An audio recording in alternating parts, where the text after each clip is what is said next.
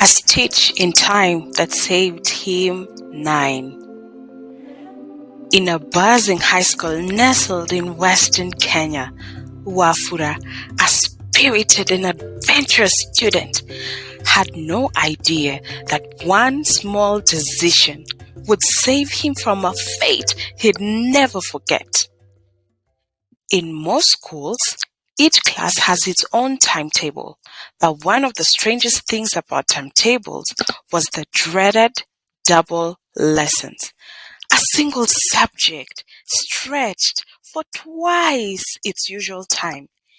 And on this particular day, Wafula and his classmates were scheduled for a double math class with a teacher who was never ever late. In Africa, education is taken very seriously. The teachers are passionate, sometimes too passionate, about their job. But on this day, something was off.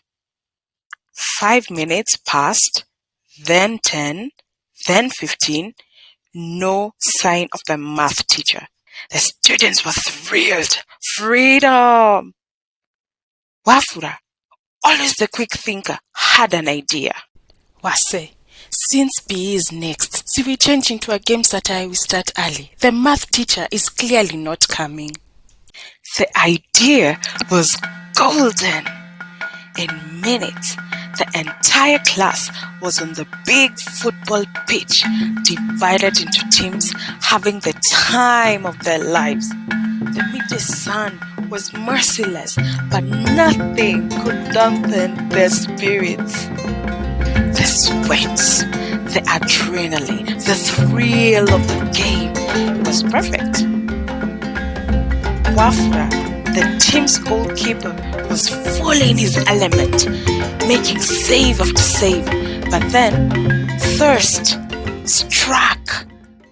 You know the one you can't ignore? Ugh, what an inconvenience.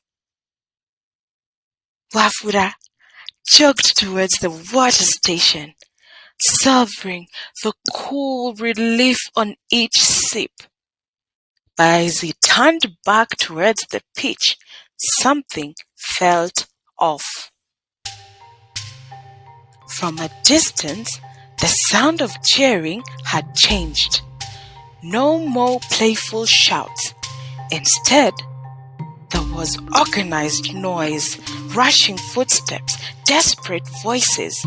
Curious, Wafula walked closer. Then he saw it. His classmates were no longer playing. Instead, they were racing across the pitch like their lives depended on it. And then his heart nearly stopped. On one end of the field stood the principal. On the other, the deputy principal and a row of furious teachers, each held sticks. He heard the principal say, hey, since you love sports, I'm going to ensure that you get enough physical exercise.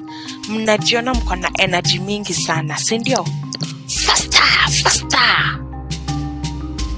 His classmates had been caught, every single one of them. The rule was sprint across the pitch. The first to reach the other side could go to class, but not without a few strokes from the teachers. The last, well, they had to keep running until they weren't last anymore. Wafula could hardly breathe. He had escaped. By sheer luck? Or maybe the whispered prayers of his grandmother. He had walked right past disaster.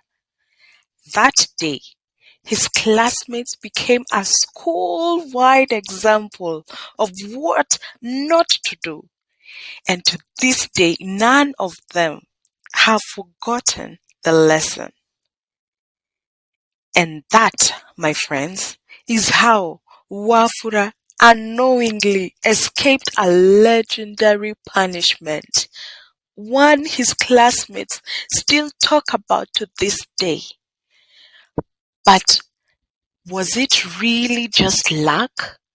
Or was something bigger at play? What do you think? Have you ever had a moment where a simple delay saved you from big trouble? Let's talk in the comments. Here are my reflections. Life, it has a strange way of working. Sometimes the things we see as delays, inconveniences, or detours turn out to be the very things that protect us from disaster.